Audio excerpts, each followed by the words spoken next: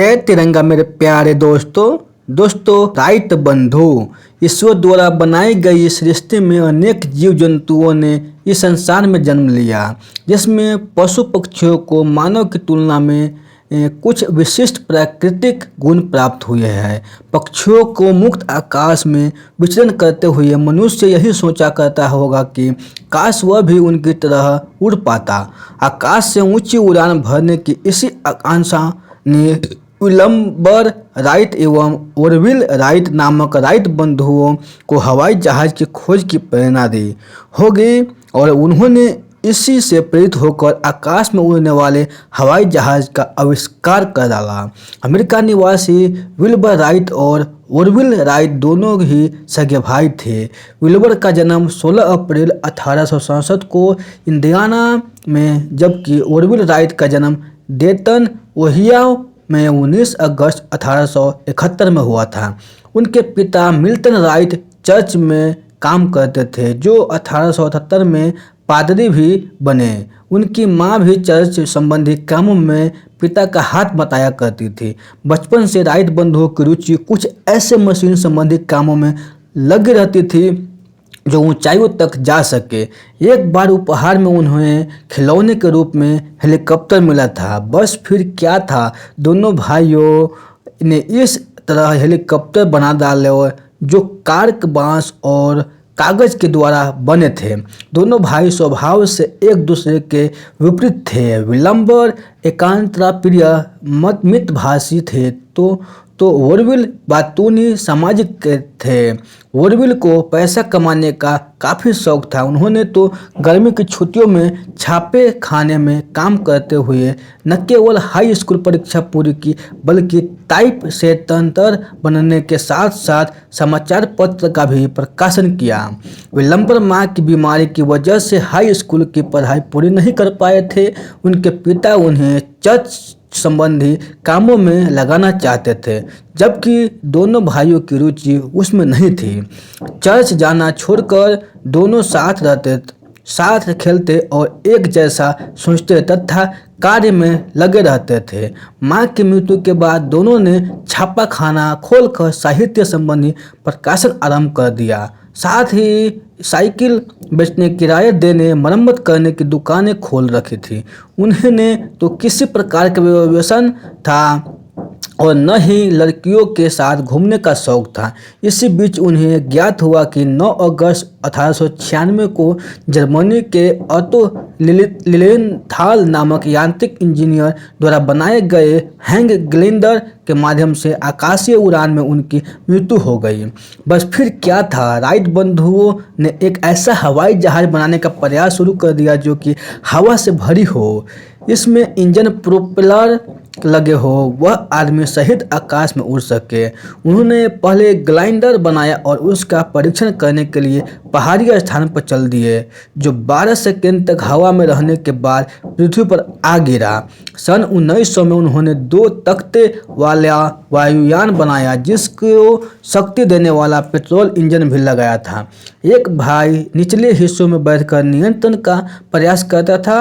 उड़ान भरते समय उन्हें पता लगा कि पंखों का आकार ठीक नहीं है।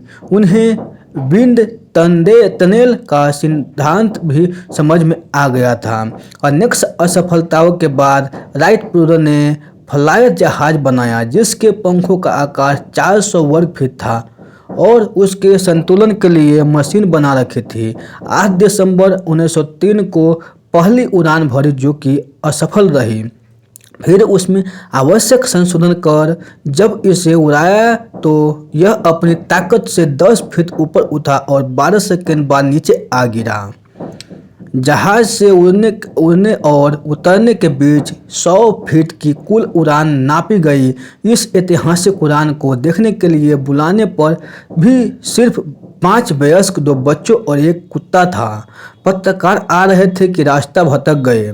इसके बाद फ्लायर जहाज ने 4 बार सफल उड़ान भरी, लेकिन हवा के झोंकों ने आकार ऐसा उल्टा कि किसी काम का नहीं रहा। 1904 में एक ऐसा हवाई जहाज बनाया जो न केवल मुड़ सकता था, बल्कि वह 3 मील यात्रा भी तय कर चुका था।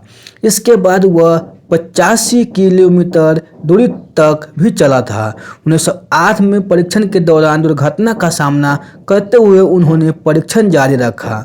1909 तक हवाई जहाज की फैक्ट्रियां अमेरिका में स्थापित कर ली। उनके इस नवनिर्मित वायुयान इंग्लिश चैनल, अटलांटिक महासागर, प्रशांत महासागर के साथ लगभग 23,000 किलोमीटर की यात्रा तय की। बायर ने तो उत्तरी और दक्षिणी ध्रुव की यात्राएं वायुयान द्वारा ही तय करने के क्षमता के परिचय दे दिया। वायुयान की खोज के बाद एक नए युग की शुरुआत हो चुकी थी। विश्व में एक क्रांति आ चुकी थी। राइट बंधु घर गृहस्थी में सुखपूर्वक जीवन व्यतीत कर रहे थे कि छोटा भाई विलंब टाइफाइड का शिकार हो गया। 29 मई 1912 को उसका असमय प्रांत हो गया। बुढ़े पिता मिल्टन राइट ने विलंबर की अंतिम क्रिया करते हुए उसके विलक्षण प्रतिभा, परिश्रमशीलता और गर्व करते हुए बड़ा दुख जताया। इससे बीच ओरविले अकेले रहकर अपनी प्रयोगशाला में हवाई जहाज में लगातार सुधार कार्य करते रहे। विलंबर के देहांत के बाद वे भी भीतर से टूट चुके थे। ओरविल हवाई जहाज के आविष्कार से जितने प्रसन्न थे उतने ही वह दुखी हो गए जब प्रथम विश्व युद्ध में हवाई जहाज ने विनाशकारी बम ले जाकर मानव के विरुद्ध ही उसका इस्तेमाल होने लगा था।